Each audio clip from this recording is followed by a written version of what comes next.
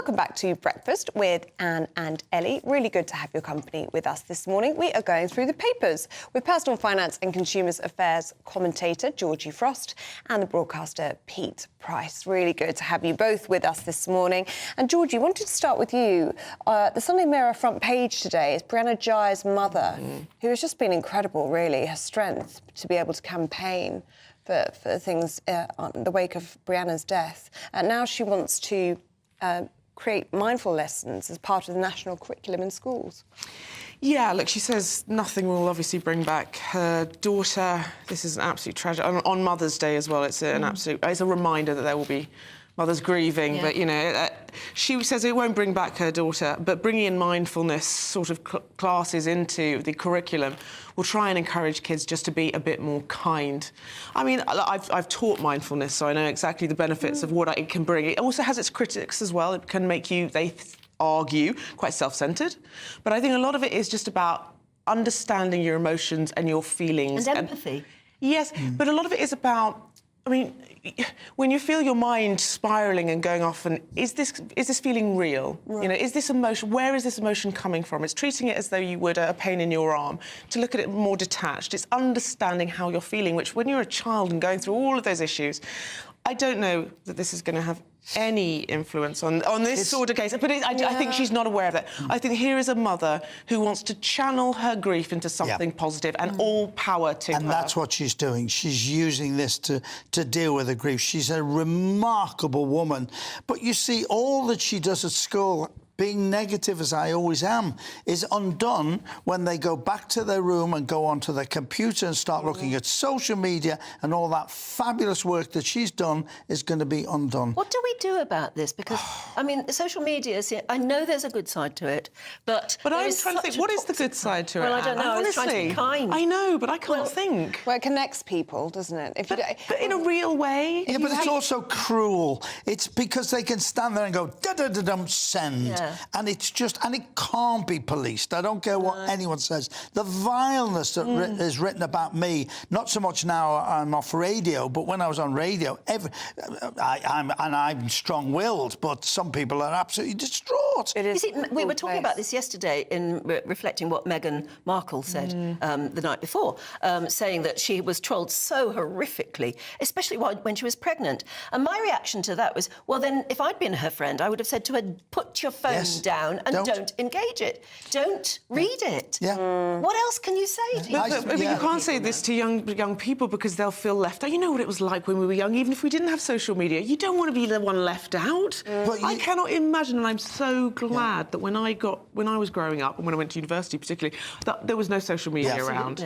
But now I think what needs to happen is schools, teachers, parents are the ones we need to target. They need to understand the power of this. We talked about AI earlier. Understand technology and the uses and all of this sort of thing, and then we can hopefully teach our kids. Yeah, it's interesting what you say. What you say, George, is so right. Coronation Street have been dealing with 3 kids who've been bullied, and it's the peer pressure from other kids, and that's just a story. But that's what's happening in the real world. It is very cruel, social media. Is there any way the techie people could come up with a filter that, well, you know, the techie people. The techie people. So before you said you write something vicious, you press send, and it's out there.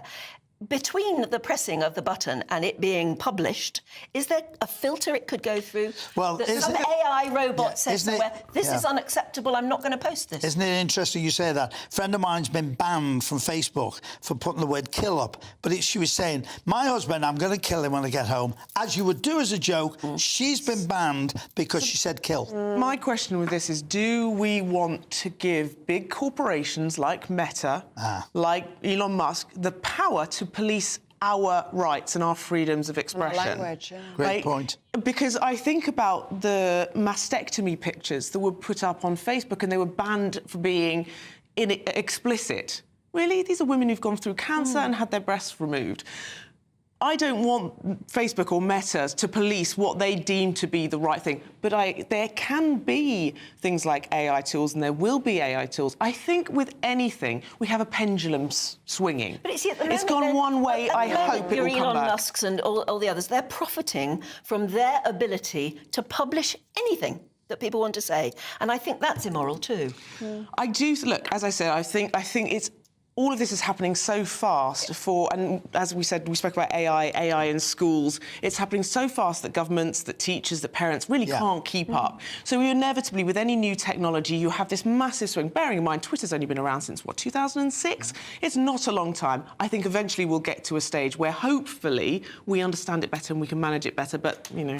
Meanwhile, can we teach people to be more kind? Quite. Yeah, hard job.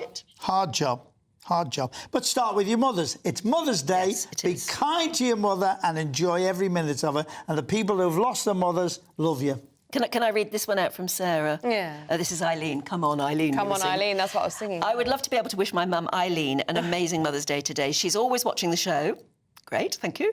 And would be really wonderfully pleased to be mentioned. She has brought up 5 children, has 11 grandchildren and 2 great-grandchildren. She is absolutely brilliant and we all love her so much. Oh, how lovely. Worth mentioning, Eileen. Yeah, and Eunice has been in touch saying mothers deserve all the Oscars and all the other awards far more than any of the actor people.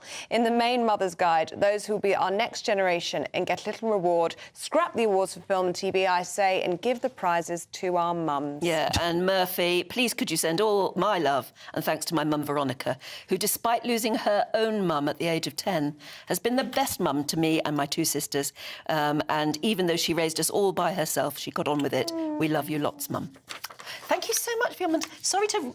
Happy Mother's Day to my mother as well. I have to get in there. Yes. Doctor, 3 kids, raised us on her own, so thank you, Mother. Yeah. What's her name? Sheila. Sheila, happy Mother's Day to Oh, you. thank She sounds like you. an absolute star. She is. And She's Pete, the tell us best. about your bracelet, because that was a lovely story, Ellie. This is a great story. So that was my 21st birthday present, and it's an ID bracelet that my mum bought me, and I've Lovely kept one. it all my life, and it wore out, and then I had it rebuilt. But she made a total show of me, because I went, Mum, what's that? She's put my name and address on it in case I got lost. And I said, what happens? What happens if we change? She said, if we move addresses, I'll change it. Mother, you made a total show of me. Pete Price, 5A Bridge Road, West Kirby. He knows who he is still. Isn't that wonderful? Oh, Thank you it's so lovely. much. Thank Thank you you. so much for lovely, lovely stories from you today. Happy Mother's Day yet again. Here's Greg Dewhurst with your weather.